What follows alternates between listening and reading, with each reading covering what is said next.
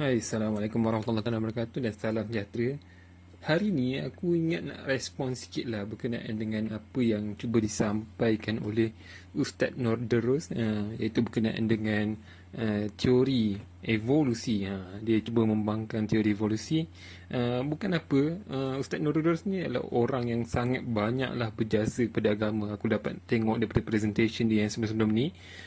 Cuma dalam penerangan dia berkenaan dengan teori evolusi ni, aku dapati dia sangat banyaklah kesalahan. Sangat-sangat banyaklah kesalahan. Mungkin sebab dia pun banyak rujuk sumber sekunder, macam buku tulisan Syekh Al-Buti, which is Masya Allah lah, kita kata tahulah orang yang sangat-sangat hebat dalam bidang agama, yang tak ada orang yang nafikan kehebatan dia dalam agama.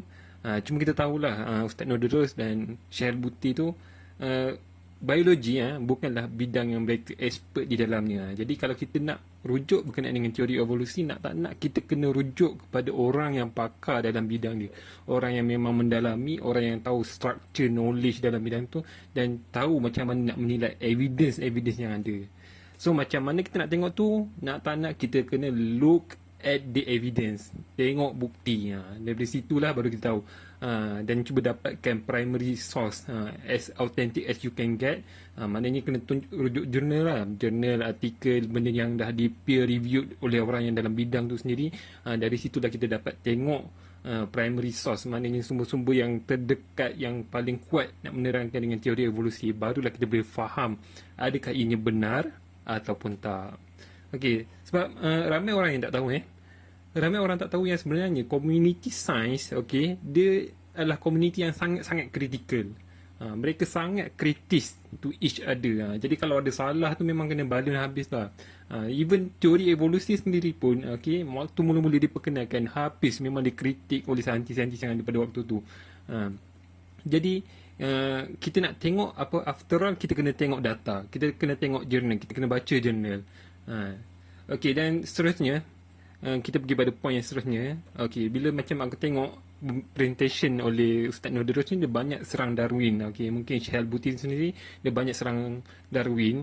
Okey, dan kena faham dalam sains ni kita tak ada prophetic figure tau. Apa tu prophetic figure? Dia macam nabi lah, kita kata, macam orang yang kalau cakap apa pun semua betul. Tak ada. Kita dalam sains kita tak anggap macam tu.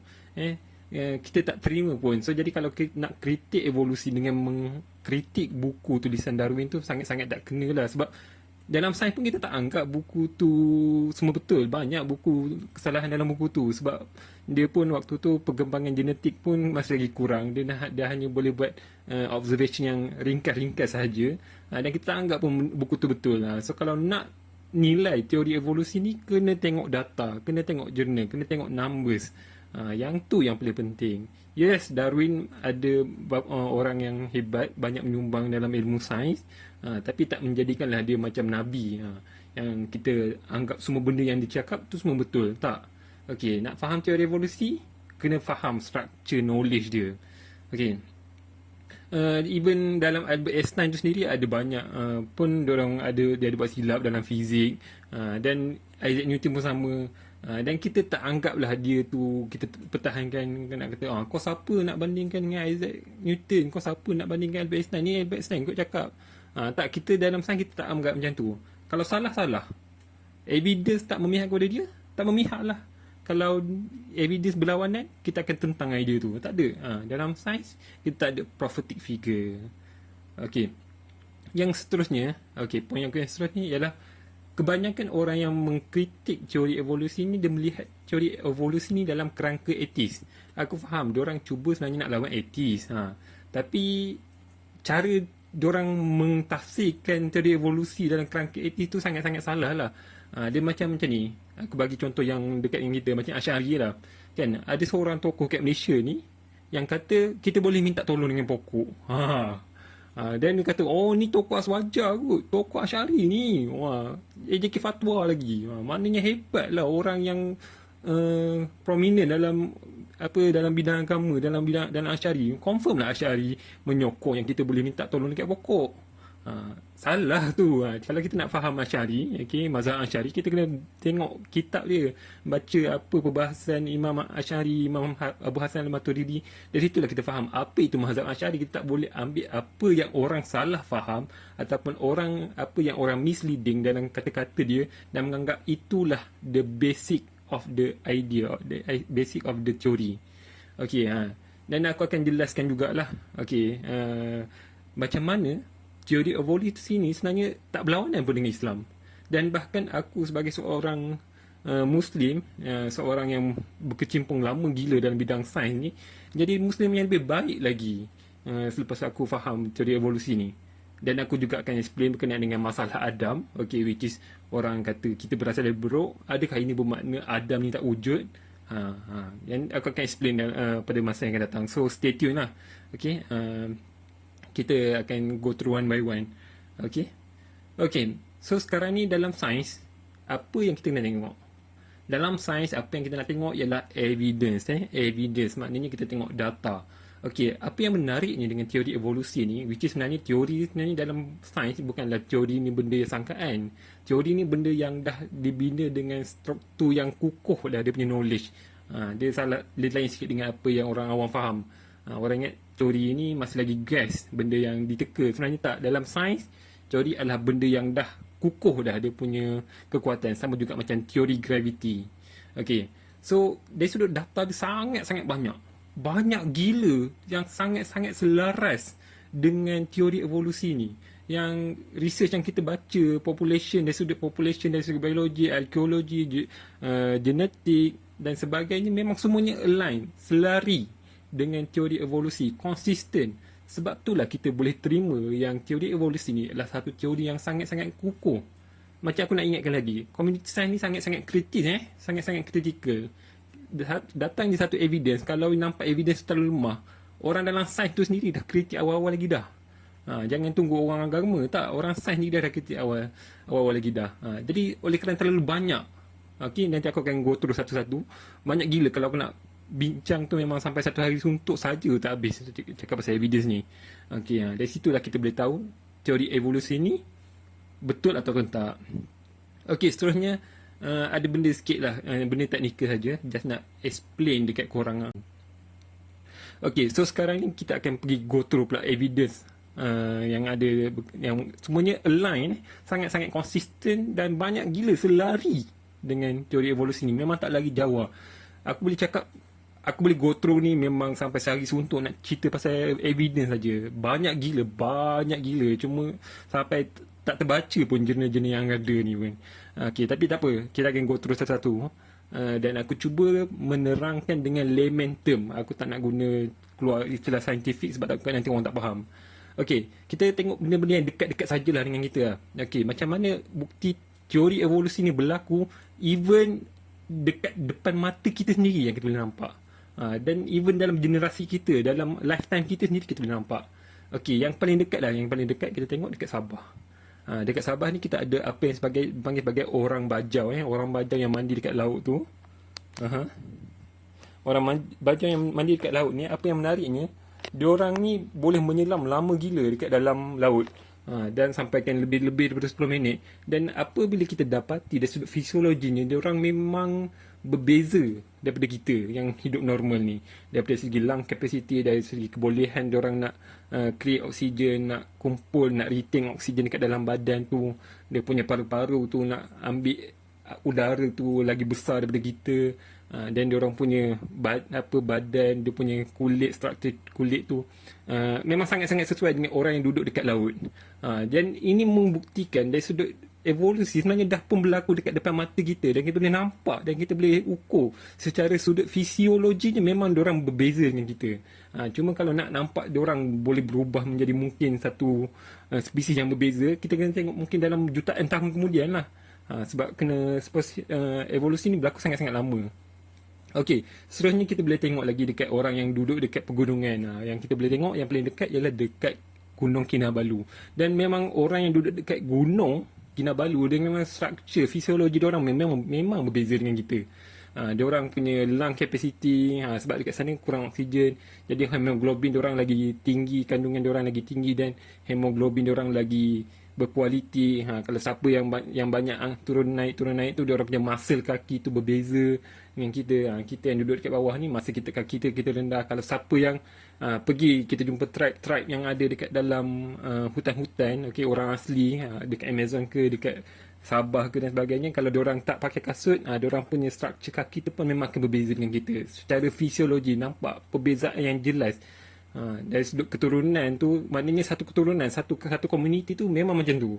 Even anak-anak kecil tu pun yang lahir-lahir pun, trait diorang pun ada masuk juga dekat anak-anak kecil ni. Maksudnya evolusi memang berlaku dekat depan mata kita sendiri. Okey. Okey, seterusnya kita pergi pada ni, dah ada 3 bukti. Aku bagi pada bukti yang seterusnya ialah berkenaan dengan iklim. Bila kita tengok orang yang duduk dekat iklim yang cuaca dia panas, ada kemungkinan besar yang diorang punya kulit akan jadi lagi gelap berbanding orang yang duduk dekat iklim yang tak panas lah. Macam dekat London dan sebagainya. Sebab apa? Sebab produce ni lah melanin dekat dalam kulit kita. Sebab Tuhan jadikan kita ni memang cantik. Itu yang menjadikan orang yang Afrika yang duduk dekat cuaca panas memang ada orang kulit gelap. Yang kita yang duduk dekat dalam cuaca panas tropical ni pun kulit kita akan jadi color gelap. Tapi kalau mereka yang duduk dekat bahagian ni, diorang punya kulit pun akan jadi cerah. Jadi kalau evolusi memang berlaku, cuma nak jadi satu spesies yang berbeza tu kita mungkin tak nampak sekarang lah. Kita mungkin akan nampak dalam jutaan tahun kemudian lah, ribuan kejutaan tahun kemudian lah. Okey, jadi kita pergi pada contoh yang seterusnya berkenaan dengan enzim lactose. Okey, lactogen, enzim yang boleh digest lactose. Apa yang kita dapati sebenarnya dalam badan manusia ni, kita sebenarnya tak mampu pun nak digest lactose bila kita dah adult. Kita ada enzim yang boleh digest lactose ni waktu kita kecil-kecil sebab kita banyak minum susu ibu. Tetapi bila kita dah besar, saintis dapati yang kita punya gene yang create enzim yang digest lactose ni, dia dah hilang, dia shut down.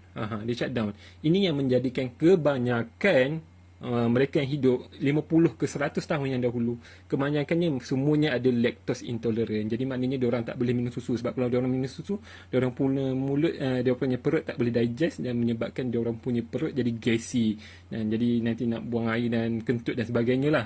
Maknanya tak boleh nak digest. Tapi apa yang kita dapati dalam research, dalam data yang kita kumpul, kita dapati mereka yang hidup pada zaman moden ni, kita ni lah, kebanyakan population kita memang kebanyakannya dah kurang lactose intolerant. Kita dah mula boleh digest lactose bila kita dah besar. Sebab apa? Sebab gene tu activate balik. Sepatutnya dia shut down. Kebiasaannya kebanyakan manusia zaman dulu dia orang shut down. Tapi kita boleh activate balik, menyebabkan kebanyakan manusia moden yang kita ada pada hari ini, kita tak ada masalah lactose intolerant. Kita boleh digest lactose. Sebab lactose ni pun, susu ni pun dari segi ekonomi, dia sebenarnya baru diperkenalkan sebagai beneficial punya ni lah, makanan yang boleh dibina oleh seluruh peringkat umur. Sebenarnya pada zaman-zaman dulu budak-budak je ataupun baby-baby je yang minum susu ni. Tapi sebab yang tu part dah marketing lah. Okey, so maksudnya apa yang kita boleh simpulkan sini, evolusi berlaku. Evolusi berlaku. Even benda tu kita boleh nampak depan mata kita sendiri. Okey, ni ada banyak lagi tapi aku dah nak cepat dah. Okey, kita ada lagi part of kita berkenaan evidence yang seterusnya ialah berkenaan dengan goosebump, which is part of our skin. Sebenarnya kita boleh tegakkan bulu roma kita.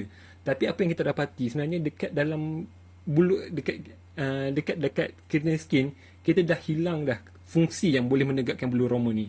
So apa fungsinya nak tegakkan bulu roma ni? Sebab dia banyak. Okey, sebab kalau kita tengok dalam haiwan-haiwan lain, mereka boleh tegakkan bulu roma diorang ni, bulu-bulu diorang ni, sebab diorang sama ada diorang nak trap haba. Macam dalam kucing, diorang boleh gunakan penegakan bulu roma diorang tu untuk buatkan diorang nampak appear besar, dan macam-macam lagi lah. Tapi apa yang kita dapati, kita dah tak ada dah trait tu.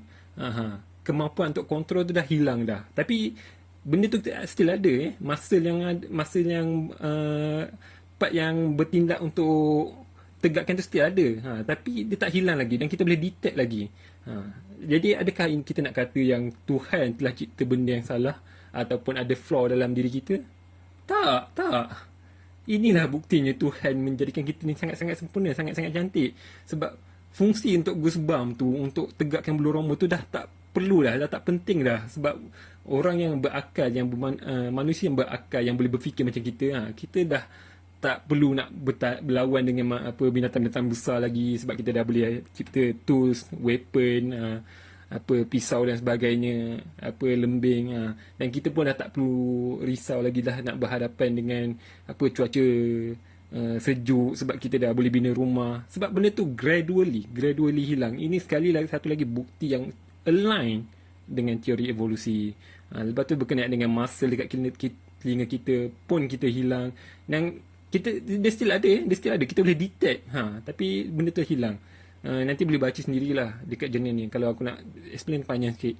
Okay, so sekarang ni yang tu kita dah nampak benda yang ada dekat dalam mata kita. Kita pergi pula evidence lain. Berkenaan dengan vestigial organ. Okay, yang ni pernah disentuh sendiri oleh Ustaz Nurderus. Okay, which is, tapi aku rasa dia sangat-sangat, yelah, mungkin orang dalam bidang dia, jadi dia tak nampak keseluruhan picture. Okay, contoh kata dia kata appendix. Okay, appendix sekarang ni kita dah kata, dulu kita kata dia vestigial organ, tapi sekarang tak, kita dapati appendix ada fungsi dia dekat dalam badan kita.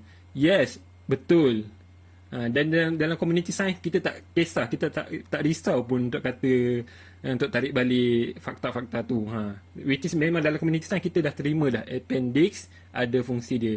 Tapi sebenarnya masih lagi banyak lagi vestigial organ yang ada dekat dalam badan kita ni yang kita boleh selaraskan. Contoh kata macam muscle yang dekat telinga tadi, yang berkenaan dengan muscle yang boleh buat part of our skin tu, goosebump tu, yang tu masih lagi ada, masih lagi tak hilang, dan kita boleh kata dia dari sudut fungsi ni tak ada pun.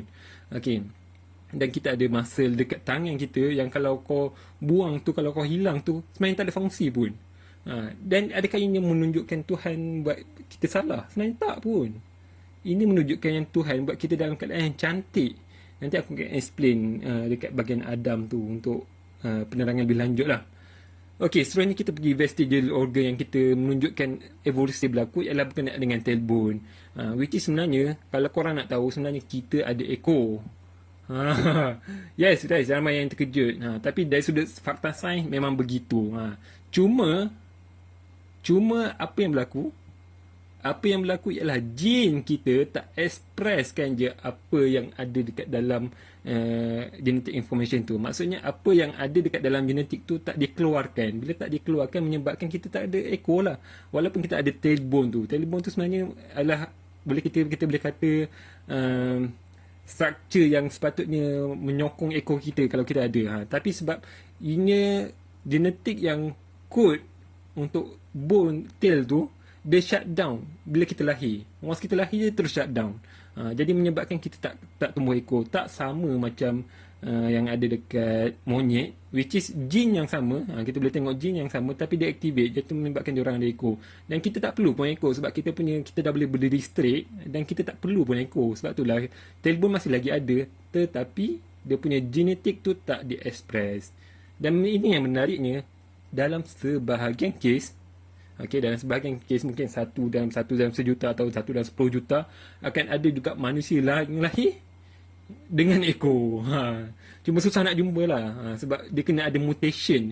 Sebab benda tu dah di shut down lah dekat dalam genetik kita, tapi kena ada mutation dekat tu yang menyebabkan dia tak jadi shutdown. Dia tak jadi shutdown menyebabkan ekor tu tumbuh. Tapi yang tu kita sangat-sangat jarang berlaku lah. Dia kena tengok mutation, kena ada macam orang kata 1 in a million lah, kalau ada pun. Okay, kita dah nampak lah benda-benda yang evidence yang ada dekat dalam tubuh badan kita sendiri. Kita pergi jauh sikit. Okay, kita mula masuk bidang-bidang yang lain.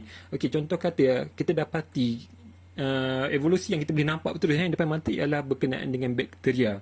Okay, bakteria ni bila kita dapati, bila kita bagi banyaknya kita guna Dettol ke antibiotik ke, apa yang kita dapati, akan ada certain yang survive, akan ada certain sikit je, okey, macam kita tengok Dettol tu dekat belakang tu akan kata 99.99% dapat membunuh kuman. Apa yang menariknya, okey, 0.01%, walaupun it just a figure of speech je, 0.01% tu maknanya akan ada sebahagian kecil je bakteria ni, okey, dia akan immune terhadap Dettol tu ataupun antibiotik tu. Dan apa yang menariknya, selepas kita tengok dalam, kini kita nampak sendiri observation tu dalam lab, okey, kita memang banyak gila jenis yang mengesahkannya, okey, selepas beberapa generation, okey, yang survive 0.01% tu je, okey, contoh katalah yang survive tu 10 ekor je ataupun seekor ke 2 ekor ke, okey, diorang akan membiak. Apa yang menariknya, genetik diorang, okey, sebab diorang dah immune terhadap Dettol, diorang punya anak-anak diorang pun semuanya akan jadi mula immune terhadap Dettol tu ataupun antibiotik tu. Sebab itulah antibiotik ni kalau korang bagi kat korang kena habis kan, sebab nak bagi bunuh habis kuman, sebab takut ada yang 0.1% yang tak survive, yang tak mati ni, takut dia membiak, dia immune dan dia dapat ubah genetik dia untuk orang kata resistant terhadap ubatan tersebut, Dettol tersebut. Jadi menyebabkan akhirnya diorang imun, jadi dikurang antibiotik dah tak berkesan dah, ataupun Dettol tu dah tak berkesan dah. Dan kita memang nampak yang benda tu, memang nampak benda tu terus dalam lab. After a few generation, memang diorang immune terhadap antibiotik tersebut. Okay. Okey, seterusnya kita pergi pula dekat rekod fosil, rekod fosil ataupun tulang. Okey, kita tak payah pergi yang jauh-jauh lagi, kita tengok yang dekat dulu. Yang kita tengok iaitu berdekatan dengan kita, iaitu ikan paus. Apa yang kita dapati, ikan paus ni dia ada kaki belakang dia. Yang inilah yang kita panggil juga sebagai vestigial organ, sebab kita dapati memang tak ada function pun, dan dia tak pun ada ada orang kata tak digunakan, tak digerakkan pun oleh ikan paus tersebut.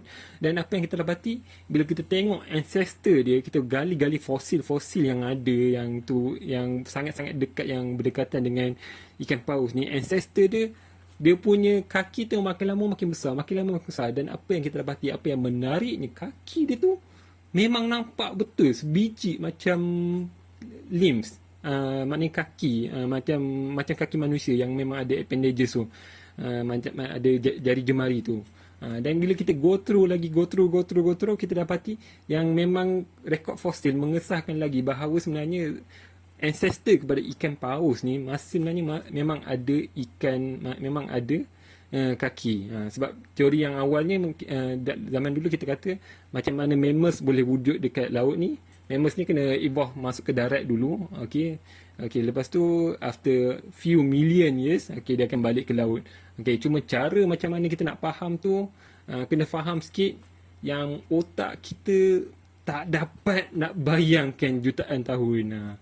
Dia sebab ramai orang bila compare macam mana satu spesies jadi spesies yang lain, sebab sangat-sangat tak logik, sebab kita banyak fikir dalam kerangka otak kita, yang kita pun hanya hidup dalam tempoh 50 tahun. Jadi kita nampak, boleh kerana benda tu nampak macam sangat-sangat mustahil nak berlaku, dan macam mana manusia boleh bertukar jadi monyet atau monyet bertukar jadi manusia ni, susah nak nampak. Tapi korang kena faham, evolusi ni ambil masa berjuta tahun. Dan ini menunjukkan lagi, menguatkan lagi yang teori yang mengatakan paus ni adalah sebenarnya mammals yang berasal daripada darat. Sebab itulah dia tak ada ink, dia tak ada orang kata sirip yang boleh bernafas dekat laut tu. Tak, dia ada lung, dia ada paru-paru, dan dia bernafas oksigen sama macam kita. Dia kena timbul sekejap untuk ambil nafas, lepas tu tenggelam balik. Ini membuktikan yang betul. Dia sangat-sangat selari dengan teori evolusi yang mengatakan yang dia asalnya duduk dekat darat, akhirnya turun ke laut. Sebab itulah dia tak ada sirip macam ikan hiu tu ataupun ikan lain. Tapi dia bernafas oksigen, dan dia kena naik ke atas sama macam dolphin, sama macam orca dan sebagainya. Dan seterusnya kita pergi pula pada bidang yang lain. Pasal bidang genetik. Kalau genetik ni memang gold standard lah. Sebab genetik ni sangat-sangat precise lah, kita nak kata. Apa yang kita dapati berkenaan dengan ikan paus tadi, ikan paus ni, bila kita compare, kita ambil genetik dia dan kita compare dengan binatang-binatang yang ada dekat atas bumi ni, cuba teka, dia dekat dengan siapa? Dekat dengan kucing, dekat dengan manusia, dekat dengan buruk, dia dekat dengan badak air. Jeng. Ramai gila yang terkejut. Yes, betul.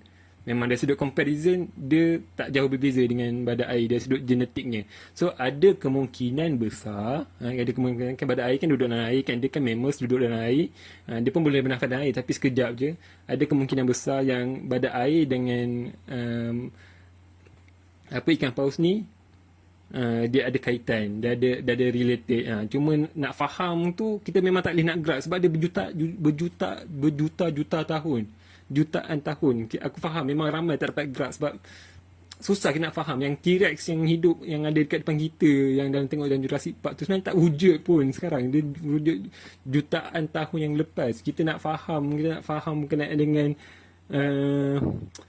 zaman Nabi pun susah kita nak faham, apatah lagi kita nak faham jutaan tahun yang lepas. Macam tu lah. Dan maksudnya bila kita dapat comparative tadi, comparison dari sudut genealogi tu, maknanya betul lah. Ada kemungkinan yang dia sangat-sangat align lah dengan teori evolusi. Okey, seterusnya teori evolusi yang kita tengok dekat genetik manusia sendiri. Okey, kenapa kita boleh kata, kalau korang Google dekat internet sekalipun, korang akan dapati yang manusia dengan chimpanzee sangat-sangat dekat. Kenapa? Adakah ada bukti tak?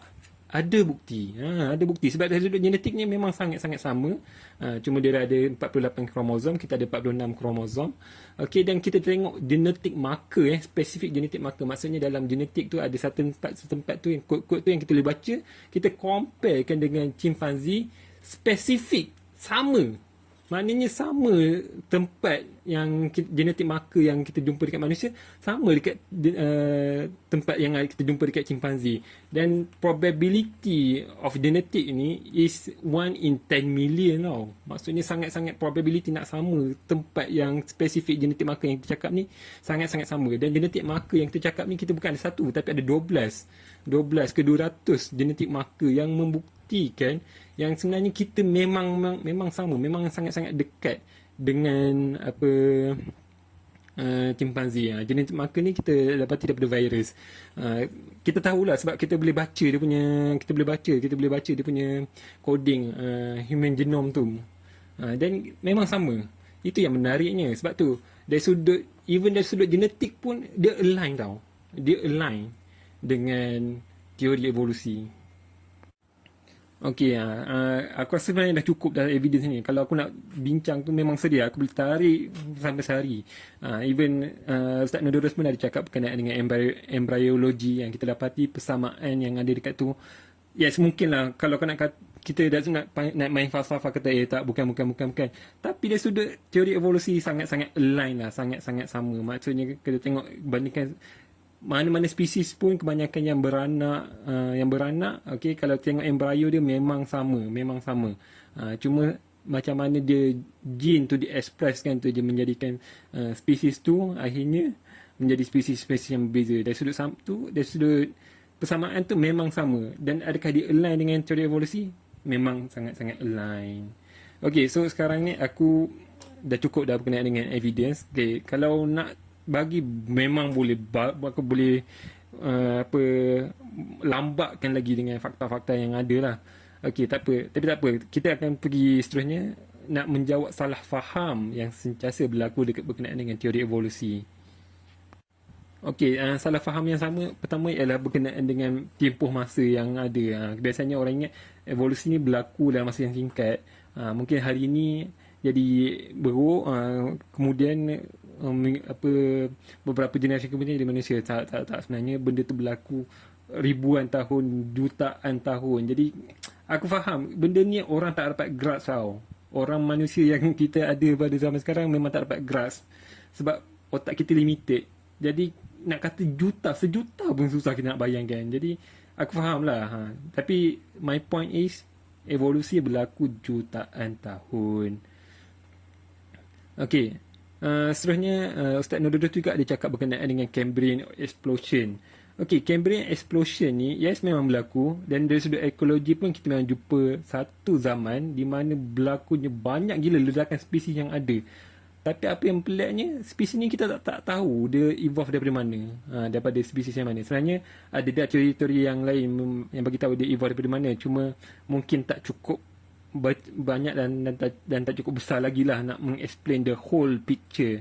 Okey, sebenarnya ada banyak sebenarnya cara nak explain macam mana Cambrian explosion ni boleh berlaku. Okey, sebenarnya sebab memang dari sudut kajian arkeologi pun kita dapati pada zaman tersebut, zaman Cambrian explosion tu berlaku. Okey, explosion kat sini bukannya explosion meletup tu tau. Meletup tu ialah tiba-tiba je pada satu zaman banyak gila spesies yang ada ni. Banyak gila spesies yang ada pada zaman tersebut dan spesies tu berbagai-bagai. Banyak jenis teori yang hipotesis yang kita boleh explain, antaranya banyaknya abundance of food, suitable environment, suhu yang stabil. Sebab zaman dulu dia punya suhu tak sama macam suhu zaman sekarang. Kalau dia panas terlalu panas, kalau dia terlalu sejuk dia terlalu sejuk. Jadi suhu yang ada membenarkan Cambrian explosion tu berlaku. Maknanya climate membenarkan, environment membenarkan. Jadi itulah menyebabkan berlakunya spesies yang satu spesies yang dia boleh membiak banyak gila, dan dia boleh membiak banyak gila, dan dia pun boleh specify dan dia boleh berubah kepada spesies-spesies yang lain. Dari situ ialah berlakunya Cambrian explosion. Paling bagus paling baik sebenarnya cara kita nak explain Cambrian explosion ni ialah berkenaan dengan missing puzzle. Kita tahu Cambrian explosion berlaku, cuma kita tak dapat kenal pasti lagi spesies ancestor pada setiap spesies yang ada dekat Cambrian explosion tu. Apa yang kita tahu, puzzle Cambrian explosion ada, cuma apa yang menjadikan benda tu spesies awal tu kita tak jumpa. Paling-paling kuat pun kita boleh kata ada spesies, cuma kita tak jumpa lagi. Ataupun mungkin kita takkan jumpa pun sebab fosil dia tak survive. Okey, sebenarnya masalah dengan random mutation. Okey, sebab antara benda yang mengesahkan mutation ni, menyokong teori evolusi ni adalah mutasi berlaku dekat dalam random mutation berlaku dekat dalam genetik, dan random mutation itulah yang menjadikan satu-satu spesies tu ada karakteristik yang baru dengan karakteristik yang berbeza. Okey. Yang ni mungkin kat sini lah etis banyak masuk. Okey, sebab mungkin perkataan random tu sendiri ke aku sendiri tak faham lah kat mana Ustaz Nurul salah faham. Sebenarnya kalau kita fikir dari sudut Islam tu sendiri, kita sebenarnya dapati mutation ni tak boleh je jadi berlaku, tetapi dengan guide daripada Allah, guide daripada Tuhan. Maksudnya macam mana Tuhan nak jadikan satu-satu spesies tu boleh berubah ke spesies-spesies yang lain. Antara cara yang dia buat ialah melakukan jadikan mutation. Tapi mutation yang berlaku, mungkin bagi etis benda tu berlaku secara random. Tapi kita sebagai seorang Muslim, kita tahu yang semuanya di bawah kekuasaan Allah, semuanya di bawah penelitian dan pengetahuan daripadanya, dan kita tahu kita boleh je bersangka, kita boleh je beranggapan yang bahawa yang ini berlaku tapi with the guide of Allah, sebab Tuhan yang mencipta dan melindungi kita. Sebab kalau kita ni kita boleh je beranggapan yang bahawa yang ini berlaku tapi with the guide of Allah, sebab Tuhan yang mencipta dan melindungi kita. Sebab kalau kita ni tak dilindungi Tuhan, tak disayangi Tuhan, mati dah semua spesies-spesies yang ada ni. So nak kata random mutation ni adalah bukti bahawa teori evolusi tu tak berlaku. Sebenarnya kalau kita ubah perspektif, dia sebenarnya boleh pula mengatakan yang sebenarnya mutation tu ialah bukti yang Tuhan menjadikan kita dengan kebijaksanaan dia. Macam tu. Okey. Dan adakah mutation yang confirm bad? Sebab kadang-kadang orang akan guna eksperimen yang buat dekat 1000 lalat yang kita bagi radiation dekat dia. Yes, betul, kebanyakan mutation ni bad, tapi tak semestinya, dan kita memang ada bukti yang menunjukkan mutation berlaku, dan pengakhirannya apa yang berlaku dekat spesies tersebut jadi lebih baik. Contoh yang paling mudah ialah contoh rama-rama yang warna hitam dengan warna putih ni, which is pemerhatian yang kita dapati bila berlakunya asap kilang. Rama-rama yang berwarna hitam ni sepatutnya lagi senang mati, tapi bila berlakunya asap kilang yang berada dekat kawasan tersebut, yang warna putih ni yang sepatutnya lagi baik, yang warna putih ni pula yang mati. Ini mutation yang kita boleh nampak ada sebagai mutation ni sebenarnya bagus untuk spesies tersebut. Dan kita ada proof pun yang mutation sebahagian mutation bagus untuk spesies tersebut.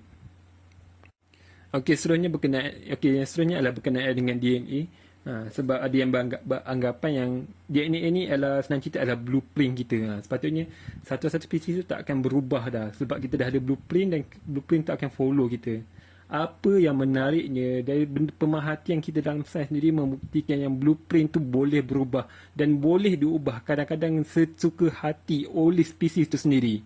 Benda tu tak nampak lah dekat dalam spesies yang besar macam kita, tapi dekat dalam bakteria kita boleh nampak dan kita boleh observe dekat lab sendiri. Ada spesies bakteria ni dia resistant terhadap satu-satu antibiotik, dan dia jumpa kawan dia satu spesies juga yang dapati kawan dia tak ada pun genetik yang resistant, gene yang resistant terhadap antibiotik tersebut.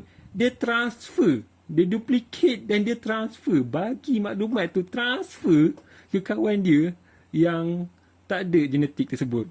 Ini membuktikan bahawa genetik, walaupun kita ada blueprint tu tak exactly rigid. Blueprint tu boleh diubah, dan kuasa yang mengubah tu, kalau kita fikir Allah lah yang menentukannya. Allah yang menjadikan satu spesies itu boleh tahu macam mana genetik yang bagus, mana genetik yang tak bagus.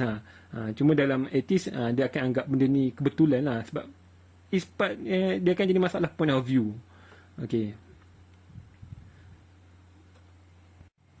Salah faham yang seterusnya adalah berkenaan dengan vestigial organ. Yang ni dia guna contoh appendix. Betul, appendix tu kita dapati sebenarnya appendix tu betul, tapi banyak lagi. Look at the bigger picture. Listkan berapa banyak lagi vestigial organ yang kita jumpa, yang sebenarnya menunjukkan kita ni selaras dengan teori evolusi. Macam masalah telinga tadi tu, muscle dekat telinga, muscle yang buatkan kita boleh goosebump tu dan sebagainya. Yang seterusnya, kalau spesies, satu-satu spesies yang tu boleh adapt dengan environment. Salah faham yang seterusnya adalah, kalau spesies tu boleh adapt dengan environment, kenapa ada yang extinct? Ini aku rasa antara argument atau salah faham yang budak tadika lah, aku rasa. Sebab of course lah, benda tu sepatutnya berlaku lama. Dan benda tu perlukan masa, dan benda tu perlu ada adaptation. Kalau benda tu, contoh kata berlaku gempa bumi, berlaku letusan gunung berapi, yang benda tu terlalu mendadak dan tak ada masa pun kita nak lahirkan genetik-genetik yang resistant, yang boleh lawan kepada perubahan perkara tersebut, mana extinction tu adalah perkara normal, dan dia tak pun disprove theory of evolusi. Seterusnya aku pergi pada satu permasalahan yang paling besar sekali lah, iaitu the Adam's problem, ataupun masalah Adam. Macam mana aku sebagai seorang Muslim yang beriman kepada Allah, beriman kepada Rasul, beriman kepada akhirat, aku boleh terima teori evolusi, dan aku tak rasa pun teori evolusi ni sebenarnya disprove the existence of God. So sebab orang banyak guna Nabi Adam, dia kata Nabi mustahil yang kita ni dijadikan oleh beruk kepada manusia. So sekarang ni, kita pertama sekali kita nak faham ni, kita kena tengok ayat Quran dan hadis. Apa yang menariknya, ayat Quran dan hadis sangat-sangat limited membincangkan berkenaan dengan permasalahan ni. Yang kita hanya tahu, kita tahu Adam dan Hawa diturunkan ke bumi. Turun macam mana tu kita tahu. Sebab dalam ayat Quran dia hanya cakap fa'azallahuma syaitan, digelincirkan keduanya oleh syaitan. Keduanya maksudnya Adam dan Hawa. Tapi this is the interesting point. Tak ada orang pun tahu, dan tak ada pun petunjuk daripada hadis macam mana dia turun tu. Adakah dia turun tu boleh jadi macam dari sudut macam meteor dalam batu, lepas tu batu tu pecah, lepas tu keluarlah Nabi Adam dengan tu Hawa dalam dengan dia punya tubuh badan, ataupun dia turun dengan kapal UFO ke, tiba-tiba turun ni ada penghantar, lepas tu turun macam tu. Ataupun sebenarnya yang boleh turun tu ialah bukannya Nabi Adam dan Hawa dalam tubuh badan dia. Apa yang turun tu adalah roh dia. Maknanya consciousness dia ataupun kefahaman dia, ilmu dia. Sebabkan dalam Quran kan ada cakap yang Tuhan mengajarkan dia ilmu, mengajarkan kepada Adam ni ilmu, sampaikan dia boleh tunjuk dekat malaikat apa yang dia tahu, apa yang malaikat tak tahu. Sampai tahap tu, maksudnya ilman, satu ilmu yang ada dekat dalam tu. Sebab bagi aku inilah poin yang menarik dekat dalam Quran. Sebab bagi aku, apa yang keluar, sebab benda ni selaras dengan teori macam mana kita nak harmonikan.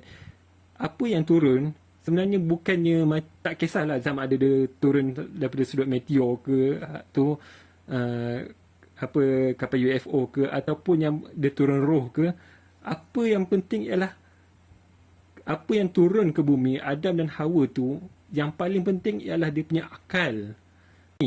Okey, logik tak kalau kata sebenarnya Tuhan ni dah pun jadikan satu vessel yang sesuai dah untuk manusia ni. Maksudnya daripada sudut monyet ni akan berlaku evolusi yang kita tahu daripada Neanderthal, yang kita memang ada proof dari sudut arkeologi yang mereka memang wujud sekali dengan tools-tools mereka.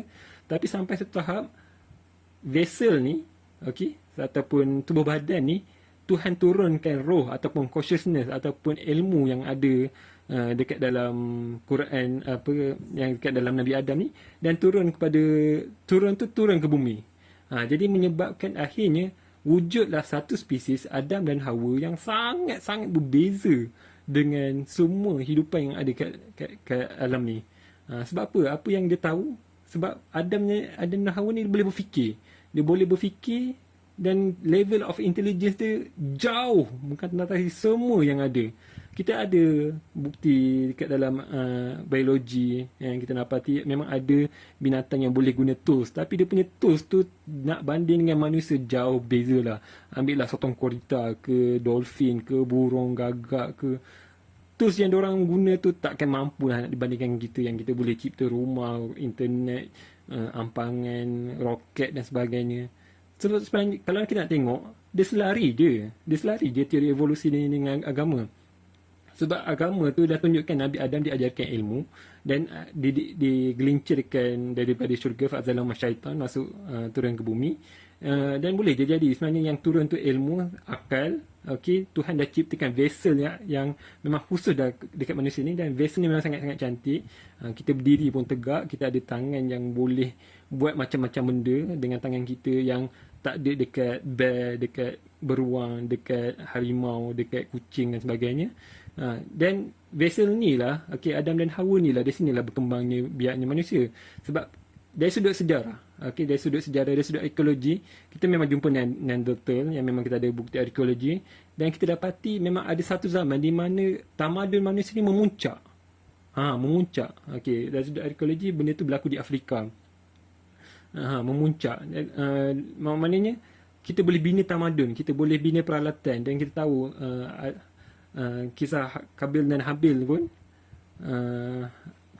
anak Nabi Adam pun bercucuk tanam, dan diorang pun ada binatang ternakan diorang yang dipersembahkan kepada Tuhan. Inilah the level of intelligence. Level of intelligence yang menunjukkan Tuhan sebenarnya menjadikan kita sangat-sangat special. Ia tak berlawanan pun dengan teori evolusi dan tak pun bercanggahan dengan Quran. Sebab tu aku baca teori evolusi ni, aku dulu skeptikal lah. Aku pun skeptikal. Tapi bila aku baca, aku follow evidence, tak mustahil pun. Boleh je, dan dia tak bercanggah pun dengan Quran dengan hadis. Dan mana lagi senang Tuhan buat setiap masa buat spesies-spesies yang baru turun daripada langit. Ataupun sebenarnya boleh je Tuhan cipta je satu spesies, dan spesies tu berkembang biak, berpecah-pecah menjadi banyaknya spesies atau spesies-spesies yang lain. Logik tak? Mana lagi senang bagi Tuhan? Yelah, memang Tuhan maha berkuasa, tapi logik tak mekanisme yang kedua ni juga dilakukan oleh Tuhan, dilakukan oleh Allah. Sebenarnya tak bercanggah pun. Dia sebenarnya tak bercanggah pun dengan Quran dan hadis. Okey, seterusnya aku cuma just nak tekankan yang kita jangan buat conclusion yang salah daripada observation yang salah. Sebab memang betul etis memang akan gunakan teori ni untuk mengatakan Tuhan tu tak wujud. Tapi sebenarnya dia selaras je. Tak ada pun ayat Quran dan hadis yang betul-betul berlawan dan membuktikan yang teori evolusi ni tak ada. Dan seterusnya kita jangan ambil implikasi yang salah terhadap teori ni. Yang memang teori ni telah disalahgunakan, macam berlakunya genocide, Nazi yang bunuh banyaknya Jews, sebab bagi dia Jews ni adalah keturunan yang terkutuk. Bagi dia orang adalah bangsa Aryan tu bangsa paling tinggi. Dan ada juga guna teori evolusi ni untuk discriminate black people, bagi diorang black people ni adalah less evolved than them. Kita jangan ambil implikasi yang salah untuk mengatakan teori itu salah. Nak tengok teori, kena tengok data, kena tengok numbers, kena tengok research. Dari situlah kita tengok adakah ini selaras dengan teori evolusi ataupun tidak. Sama macam tadilah, kan ada Asy'ari yang kata kita boleh minta tolong dekat pokok kan. Takkanlah kita nak kata semua geng-geng Asy'ari akan minta tolong dekat pokok. Tak. Nak faham Asy'ari, kena tengok dia punya primary source dia tu. Dan seterusnya, kita juga jangan buat silap macam geng flat earth buat silap. Dia pun guna ayat Quran juga. Dia tengok ayat Quran, kan ada ayat Quran yang kata kami jadikan bumi ni sebagai hamparan. Jadi dia kata, ni hamparan, confirm lah hamparan ni mestilah macam sejadah, macam kapet, so flat lah, ini bumi flat earth lah kot. Tak, sebenarnya hamparan tu boleh je menunjukkan yang sebenarnya bumi ni sebenarnya sangat luas. Jadi kalau kita tengok sekali tu, kita akan nampak macam hamparan, sebab terlalu luas, tak nampak penghujung pun bumi ni. Kita jangan ambil ayat Quran yang salah, imply pemahaman kita yang salah, yang akhirnya menjadikan benda ni rosak habis lah, rosak teruk lah.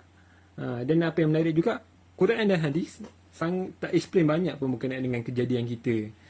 Dan yang ada pun kita cakap daripada kita dijadikan daripada tanah. Sedangkan kalau kita buat comparison secara literal, side to side, kita takkan nampak lah mana-mana part badan kita ni yang sama dekat tanah. Kalau nak buat pun kena buat dengan pembandingan yang jauh lah. Maknanya mungkin sama-sama dari sudut elemen kot. Tapi kalau nak kata perbandingan side to side antara kita dengan beruk, dengan cimpanzi, nampak lebih dekat. Sebenarnya logik je, dan dia tak berlawanan pun dengan Quran. Dan kita, of course lah, tak nak kita kena ketepikan sekejap semua dakwah etis tu apa semua. Aku tegaskan banyak kali lah kat sini. Tengok teori ni dia dulu, tengok dia punya idea dan bandingkan dekat data, tengok dekat numbers, tengok research yang ada. Dan yang menariknya, semuanya memang banyak gila konsisten dengan teori evolusi. Sebab itulah dalam sains kita anggap teori evolusi ni ada ground yang kukuh. Dan memang kebanyakan orang-orang sains pun memang dah go through semuanya guna teori evolusi ni. Dan ini tak berlawanan sangat pun. Jangan buat strawman fallacy, cakap pangkah apa yang orang tak cakap, ataupun jangan buat silap yang rookie, baca sumber-sumber sekunder kemudian buat pemerhatian yang salah, ataupun just simply rujuk pada orang yang salah untuk bidang yang salah. Tu sajalah. Aku tak adalah pandai sangat, tapi sekadar tu sajalah kot. Okey, jadi sekadar tu sajalah. Pesan yang terakhir, kalau ada apa-apa salah, ada apa-apa yang tak faham, sila-silalah komen dekat bawah ni. Aku akan cuba jawab dengan sebaik mungkin yang aku tahulah. Jangan risau, aku tak bash orang pun. Jadi sekadar tu sajalah. Aku respect Ustaz Nordurus. Ustaz Nordurus ni adalah ustaz yang sangat-sangat bagus sebab pembacaan ni meluas.